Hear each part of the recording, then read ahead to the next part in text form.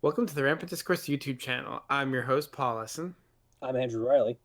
I'm Travis Hudson. And Travis, what are we doing this fine evening? Besides itching my ear, yeah, sorry. Um, we're, we're drinking number Steven. Zeven. No, it's not a. You can't make a gang sign out of 7 fingers, Paul. Yeah. Out of our Brewer's Advent calendar, since I haven't said that for a few episodes now.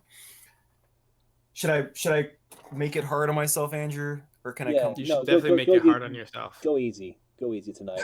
Wait, one said hard, one said easy. Whatever. You do you. That's right. Although the candy ones, you can't do that. I've not had enough experience with an advent calendar that I've cared about like this. The candy ones are like, each one is like more individual than this. Like, I don't think you can reach from one to the other. Like there's a plastic thing behind. Yeah, I can see that. like the we do love our plastic here in America. Like this part is glued to some sort of plastic underneath. Yeah, so that you can't. We're getting really deep in the logistics of this calendar. I also feel like I'm getting close to like suggesting something else with that, but like,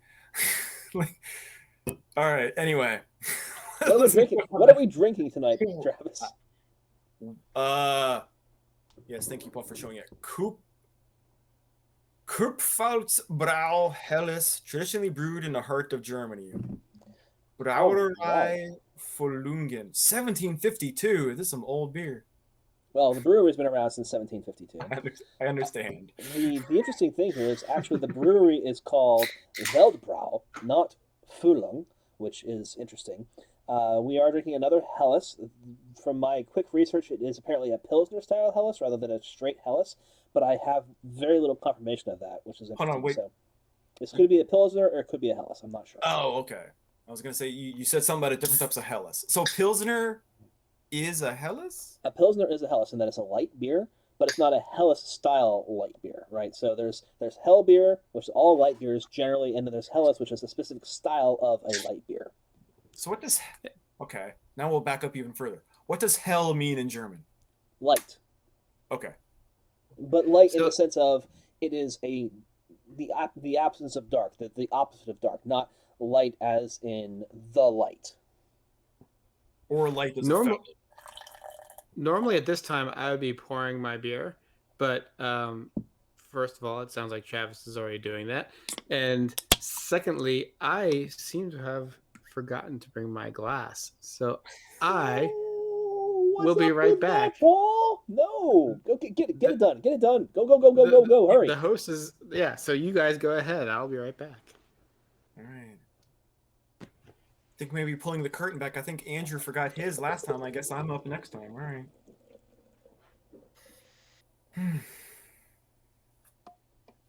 Oh, so I know Paul's not here. What I wanted to ask, and I have not noticed, I haven't paid attention. Wow, you disappeared. All right. I have not. I've been here the entire time. I'm sorry. I have not noticed this on the other cans, so it's entirely possible it's been on there. There's 3 alcohol levels on the details. There's 5.3 volume, 5.3 alcohol by volume, and then 4.2 ABW. Alcohol by weight. So okay. Instead of by volume, it's by weight, which, alcohol is going to weigh less than water just because it has a lower density. But yeah, it's interesting that they throw that in there because it's not something that's really all that important. You want to have a consistency thing, though. So you don't. I was going to say because you don't want these people saying we're 4.2 when they're actually 5.3 because that's the same standard that everyone else uses, right? Well, not only the same standard, but like mass versus weight versus volume, right? Like different beers are going to weigh different, right? Sure. We've been drinking 16 ounces or half liters, 16.9 ounces. So we've been drinking the same volume of beer for each of these, but the amount of alcohol contained in each has been different. And generally speaking, well, the volume is consistent. We're concerned about the alcohol by volume as a thing. But the beers have a different density, and the darker beers and the thicker beers, the unfiltered beers, are going to have a higher density because the unfiltered portion, the particulate matter, is going to be higher density than the water, generally speaking. And so, just for what it's worth, this is mostly water, right? It's very good tasting water, but it's mostly water. So glancing through the other cans, first of all, this is the first one to like put all of its stuff. Like you have to turn the Horizontally? can. You have to turn the can to read it. I don't know to say that's vertical or horizontal. The other ones have been like you read it straight across the can. Oh, And that's interesting. this is the only one that labels it ABW. But yet it's imported by the same group. So yeah, that's weird. A lot of the importers are going to be doing a lot of work here because it's not just the brewery companies, it's the importers as well. And the importer is probably the one that has a relationship with the company that's actually putting this all together. Wildebrow is out of Plankstadt. I didn't look up what part of Germany Plankstadt is from, but that's where this beer is from. So I don't know where Fulong is coming from. Like Fulong, what is that? Where is that? What is that coming from? I couldn't figure that out in my limited time for research here.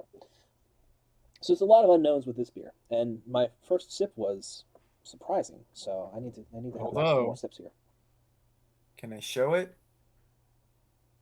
Hello, Is that a dear. rampant goat or something else? It is a rampant animal of some sort, in that it is up on its two hind legs and it has horns. We can clearly see that it has horns. I will say this beer smells good. Or it has a distinctive, pleasant smell, I'd say. This is one of the most unique experiences we've had so far in the calendar, where the flavor profile of it sets it apart from the other beers, and the aroma, the head, had a good head, good nose on all that, and it's been different. So, if you want to try something different, I think we're definitely in the right ballpark for it. Whether different is good is to be determined. Yeah, we're early. We're early yet.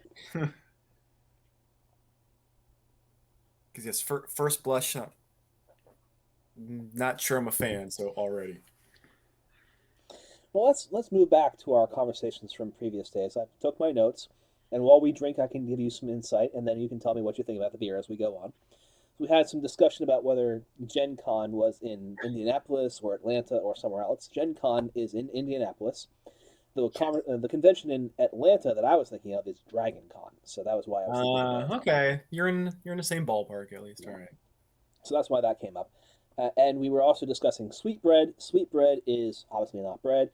It is potentially sweet in that the meat that is being used is apparently sweeter than the more savory meat that we're used to eating as our meat products.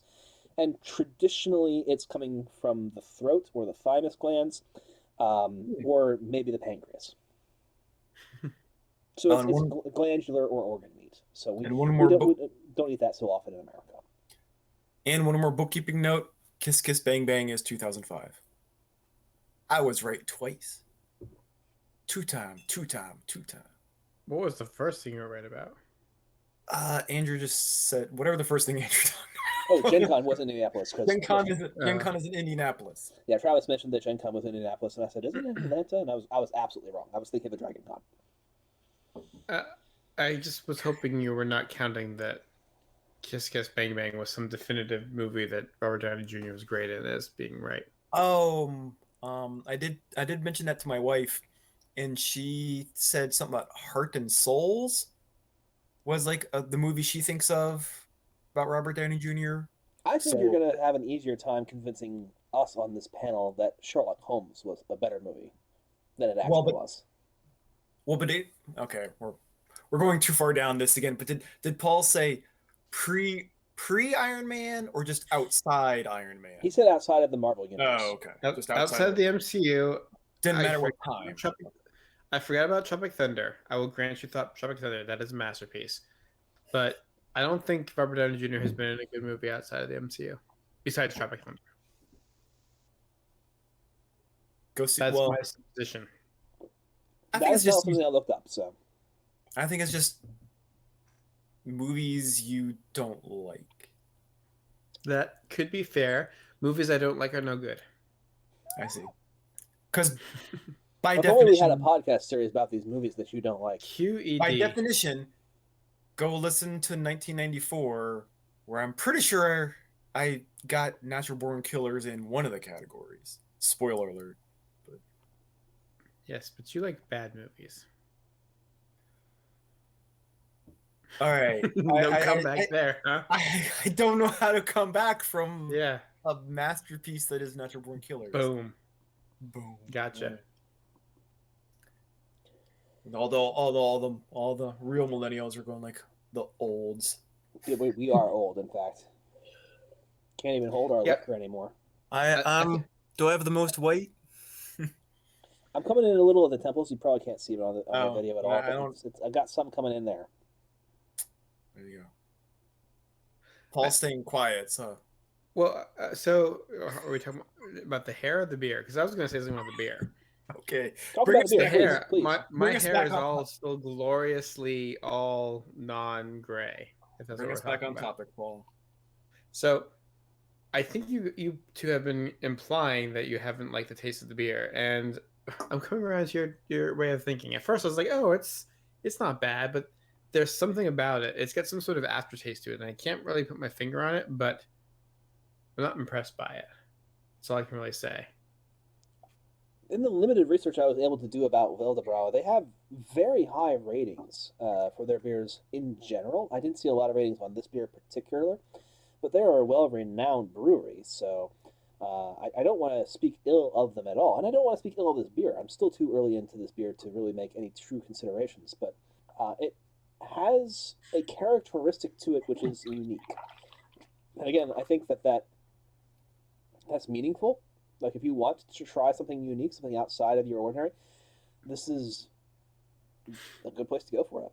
Well, okay, so that's interesting because you said it's from Wildebräu, right? Correct.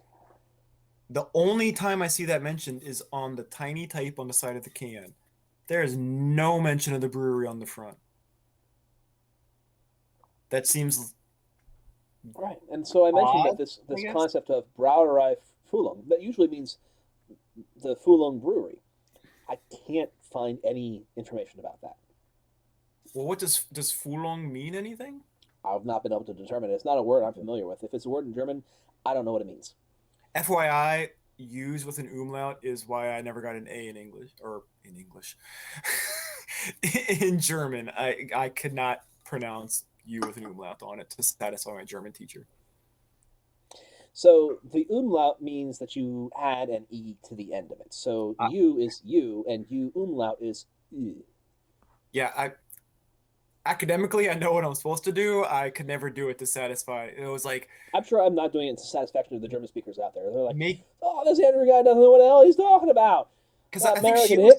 she always described it, I think, as like, basically like make your mouth in the shape of one vowel, but then say the other vowel or something like, or maybe something like that. I don't know, like put your mouth like you're gonna say a U, but then say E. I think it's actually the other way. Make it like you're gonna say an E, but say ooh. Anyway, I could never. Although I have a funny memory from German class was one of our mutual friends was in the same class, and I don't know, he was sleeping or something. He wasn't paying attention. It was Aaron. So just so you guys know, no one else knows. But yeah, then the teacher like asked him something like, "Are you paying attention or do you care?" And he was just like, "No." But like it was actually obvious he had heard the question and he was just answering totally honestly, not caring at all. And so I said his name so you guys know that that's totally in character for this person to do that. I have a similar story from work experience where a colleague of mine was telling me her experiences with meetings where you're really not paying attention and someone asks a question of you and expects a response. The safest answer is always no. Are you paying attention? No. It's not great, right? It's not great. But it's not as bad as, hey, are you willing to take on this extra project that you don't have time for any expertise in? Yes. So if you don't know what the hell is going on, answer with no. It's almost so. It's actually the reverse advice of Ghostbusters. Then, if someone asks if you're a god, you say yes. In that question, you know what the question was, right? Situation, you know the question. The question is, are you a god? And then you know what the question is. You say yes. If you know what the question is, you answer it in the way that is most befitting to you. But if you're not sure what's going on, say no. You can always go back and say yes later on. Look, I didn't fully understand the situation. I got some more information. Okay. Now I can do it. That's what I was going to say. To me, it can be just as embarrassing as saying no, because you get the "Are you listening?" and you say no, and it's just as it would to me like this question. You answer with a question, right? You ask like, "Can you repeat the question?" Right? That's like That's that's not even safer, certainly. But it's not an that's answer, but that's a safer solution. Is you say like, "Oh, I'm sorry, I was distracted." I mean, like, really, it's like, "Sorry, I was surfing the web while you guys blabbed on about something. Now No, I no. heard my name. What do you guys want to talk to me about?" The safest answer is not like, I'm sorry, I was looking at porn at the time. The safest answer is, I'm sorry, I was distracted working on a high priority task by the CEO. Can you please repeat what you just said? I'm No one's my going to challenge you on that. I can actually say like, "Sorry, I'm responding to an email that's going to result in $8 million." Like that literally happened during one meeting. Like I'm sorry guys. This program is more important than yours right now. to our point here. We are rampant discourse, not rampant listening, and so that's potentially a problem. We're also guys, so we tend to like, well, That's my, sexist. I don't it's even know not what you're quite going to the same say. thing. That's quite the same thing, but like just talking about like not listening versus talking of like we're usually more guilty of like solving problems, right? Like if your wife comes to you and starts complaining about her day, you're not just like there to be like, "Oh, sorry, like I'm sorry you feel bad." You're like, "How can we fix this?" Oh, yeah. I accuse that all the time. I was saying, like, I don't want you to try and solve my problem. I just want you to listen. I'm like, well, then why are you telling me? I don't know why you're telling me this if you don't want me to solve your problem. I am a solver. I'm not a listener. Well, yes, and that's and I joke it's because we're guys, but it's also because We're engineers in a certain way. I didn't know if you had to use a buzzword. I don't know if you self-identified as an engineer or not, Andrew. So. So this gets back to we're talking about how old we are. Do you guys remember the TV show based on the Dilbert comic strip? It was like one season long. I mean, I knew there was a cartoon of it, yes, but Right. So in that cartoon show, Dilbert is being presented to the world having been born, and his mother is there, and the doctors are talking to her about this poor child. He's abnormal. Will he ever be normal? No, I'm sorry. He's going to be an engineer because he's got the knack. He does the things that the engineers do. He understands. Oh, hey, there's a problem. And this was a joke that my father, an engineer, would tell me at dinner when I was growing up, which is that and during the French Revolution, they would bring the people to the guillotine, and they'd say, okay, we're going to chop off your head for crimes against the state or crimes against the people, depending on which perspective you're looking at now. And they go to pull the lever, and the guillotine blade doesn't come down. And then if it doesn't come down for whatever reason, that's an act of God. You're supposed to be spared. And so person after person is brought to the guillotine, and they're put in the guillotine, and it's still not working for whatever reason they haven't figured it out. And an engineer comes in, and they pull the guillotine lever, and it doesn't come down. I mean, it's like, oh, I see what your problem is. You got to tweak that right there, and then it'll come right back down. You got to oil the machine, basically, right? So we fix problems to our own detriment sometimes. We find the problems that need to be fixed, even when they don't need to be fixed. To that point, I have been known to go to Vegas and be at a blackjack table and have the dealer incorrectly pay out during a time when I have actually lost at blackjack, and for me to correct the dealer and be like, "No, you got that wrong. You should be taking my money, not paying out." And that my friends have been like, "What the hell are you doing?" that's not engineer though. That's ethics, but Yeah. that goes back to the question of if somebody asks you if you're a god, you say yes. Because I think can't remember if I shared it on a previous day of this or not. Like when my son almost got hit by the baseball, and the umpire asked him, "Did you get hit?" and he said no. I'm like, glad for the ethics. Next time, say yes. Right? Like he asked you.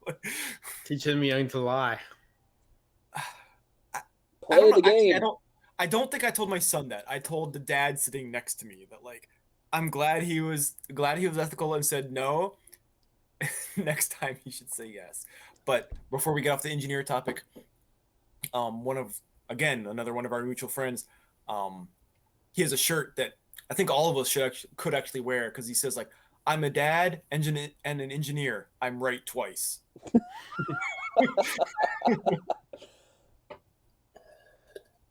To your point about the getting hit by the ball, so my daughter plays baseball, and there have been a couple times when it really looks like her teammates have gotten hit by a pitch, and the umpire will ask, "Were you hit by that?" And they'll say no. And we have gotten to the point where we're wondering if they're saying no because it's not really glamorous to get hit by a pitch and take your base. But you know what is glamorous? Swinging and hitting the ball and smacking it to like the outfield. And so we're wondering if they're just like, I don't want to just take first base. I want to stay up here and have another couple How many cracks of them at the are pitch. how many of them are hitting the ball like that? And it's less glamorous to swing and miss. Probably. So to your point, not very many, but I don't think that changes things much. These are boys with big egos and lots of confidence. Well, okay, so it's interesting because you said boys, but it's your daughter. She's What the is only girl on her team. she is the only girl? Okay, because when I Mhm. like we have faced some teams that have like it's like one girl even. So I guess I think it's all technically co-ed, but Yeah, I mean, on her team. Like the coaches will constantly be like, "Boys, boys, boys," and she will always pipe up and say, "And girls," and they'll be like, "Yes, you're right, boys she's and one of girls." those. No. She's all of my daughters so far have been very, very So pedantic, which they've gotten from me probably. Andrew can maybe correct me. That and I don't remember far enough back to being that young. That might be a kid thing because our Looking kids for have excuses to get out of stuff. I don't what know. I don't think that that's a very adult thing too. well, but I mean like the specific way that like Paul's daughter is saying it, like we've definitely had time with both of our kids. We're like because we call it like lawyering or something like okay, yeah, fine. You're going by the exact letter of what we said, not the intent of what we said, type of thing. Like so, I don't think it's exclusive to your daughter there either. Like Yeah, well, it may not be. specifically that you told me to not pick. You told me to pick up the vegetables. I can totally see my kids being like, a hamburger is not a vegetable. I'm like, fine, pick up all the toys. Well, the interesting thing is that you could easily see.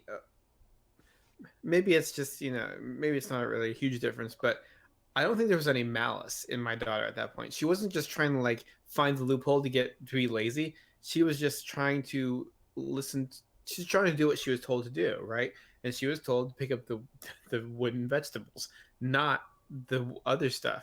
And for some reason in her mind, she's like, "Well, it makes total sense to pick up the vegetables, not the fruit and the meat and the dairy and whatever else." So she just picked up the vegetables But you know what she wasn't told? to pick up the What do you, tomato. what do you think of the beer? Yeah, we are I we are hope she running wasn't pretty told what you long. think of the beer. Yeah, pick up the wooden beers. So That's I what they will do. go ahead. That'd be interesting. Is there like beer and play kits in Germany? I I don't know. will see if I can find out. Okay, here we go. Well, I will go ahead and say not to give too much away, but probably will. Um, when I poured the remainder of my beer out, I was a little disappointed by how much was left. Um, I was like, oh man, there's still a lot left. More of this. Ugh. There was something about it. I can't put my finger on it. I tried. I really tried while I was drinking it. Some sort of aftertaste or something just rubbed me the wrong way. It wasn't. It wasn't a.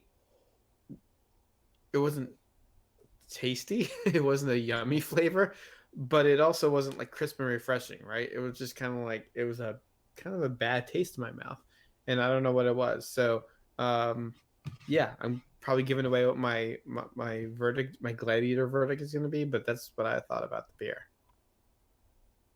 It has a uniqueness to it that I think comes from the hops that they chose, and that's one of the reasons why you saw me looking a couple of times. It's like it says that you're making this from water, barley, malt, and hops, but it doesn't tell me what kind of hops. Like, I kind of want to know what kind of hops you're using to Yeah. give me this specific flavor, because this is not something that I see in beers generally, right? So it's a more unique experience than I think we have had in any of our previous beers.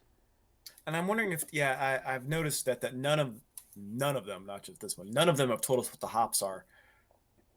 I don't drink beers from other countries that often, I guess. So I don't know if that's like a distinctly and so not like Bud Light or Yingling or anything is listing their hops.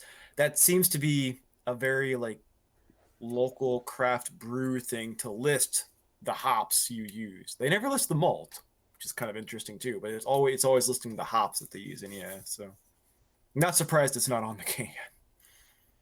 I'm not surprised either, but I was looking for anything that might give me some clue without having to, go back to the Google machine, as it were, and see if I could figure out what was going on. Because I was curious, the uniqueness of this caused me to really reconsider a lot as I was drinking it. Because every time with this flavor profile coming through, it's like, okay, I need to know a little bit more about what's going on here, because this is not what I expected when I took that sip, which is what Paul is experiencing, I think. Okay, I'm only checking one can back, but also this is the first one that has proudly proclaimed with an exclamation point, traditionally brewed in the heart of Germany. I think. Well, I think others have had something similar, but yeah, this is the first one that's like maybe really I trying need to look up where Plankstadt is, because that is not something I did. I don't want to do it over there just in case it breaks anything. That almost sounds like I read a book about how punk rock brought down German communism. Yeah, that doesn't. It's a municipality in the district of some German name in some German state. All right, that doesn't tell me anything. Baden-Württemberg. All right, where? Apparently, it's 40 degrees Fahrenheit there right now. Well, maybe instead of having everyone watch us while we're Google searching, maybe we can wrap this up and discuss it next tomorrow if we decide Andrew will write it on his ever. I don't think it has any impact on this. And I was just curious where it was from. It's from the western part and southern part of Germany, so it's further away from Bavaria. We've been talking a lot about Bavaria as the beer capital of Germany. It's further west of Bavaria, but still in the southern portion of Germany. So it's beer country, but it's a very different part of the beer country, right? So our experiences are... Where Bavarian cream donuts come from? Well, it's more like where the Black Forest cake comes from. I'm okay with that too. It's pretty good. Except for the cherries. I don't like vegetables in my cake. I think that in general, it seems like there's been some negativity towards this beer. I don't want to be all negative on it because it has been a unique experience, and unique is worthwhile. But let us go forth and proclaim our thumbs. All right. 3, 2, 1. Proclaim. I feel like I went first, but yeah, I think we're all gonna. This is a stronger thumbs down than the last one. Yeah, I can't. It's so unique. It's hard to really criticize it, but something about the hops, it just doesn't. I'm curious if this is something that where the translation is lost in the transition across the Atlantic. Like maybe it's tasted better in Germany, but I think this is actually an intentional thing for the most part, where this is a design choice that I don't ultimately agree with. Yeah, I was that first. I don't probably if you go back and rewind, gosh, however many minutes ago was it at this point. If you go back and watch my first sip, I probably made some sort of face like, I'm not gonna lie, don't think I'm gonna like this one. So it kind of went away, but that's not necessarily a good thing either. If it just goes away, as we've said before, if it becomes unnoticeable, that's almost as bad as being bad. But since that first impression was not good for my palate. Yeah, I mean, I think I said everything I needed to say before. I mean, it's similar to what Andrew. I noticed Andrew's visceral reaction the first sip he had. I think even non-visceral, the verbal reaction where he's like, "Oh, that's interesting." Interesting is not the word I would have used. It was like, that's not that great. Yeah, it was different, and I don't regret having drank it, but I will not buy a 4-pack of it at Lidl or any place. This is not something I would go back for, certainly. Right. This is something I would probably aim to avoid going forward, unfortunately, but that's okay because we've had a fair number of thumbs up. So, anything else we want to talk about with this beer before we log off for the day? I think we've prattled on long enough. All right. Well, don't forget to sensuously massage that like button or that subscribe button, or smash the dislike button if you just haven't liked this discussion. Otherwise, can't stop the discourse.